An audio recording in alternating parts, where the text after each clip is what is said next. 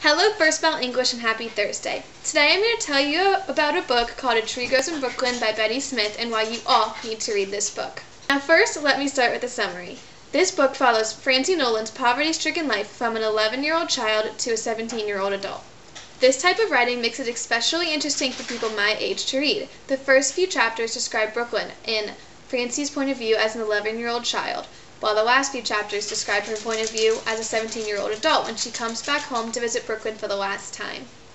In the beginning of the book, she was absolutely nothing like you and me. She was still very innocent and hadn't yet learned the harsh realities of the true world. But by the end, I found that Francie's thoughts are thoughts that I have had myself. This book made me realize that I am growing up and will soon have to join the working world just like Francie. Another reason this book stuck out as a must-read is because it made me learn to appreciate what I have.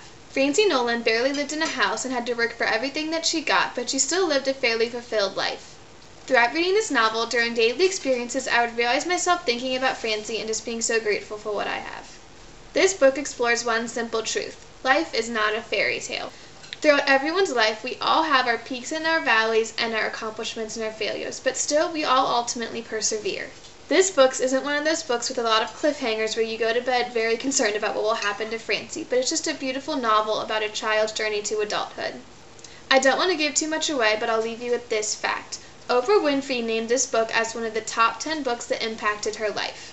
Every book impacts each individual in a different way, but I am confident that this novel will move you while keeping you interested in Francie Nolan's journey.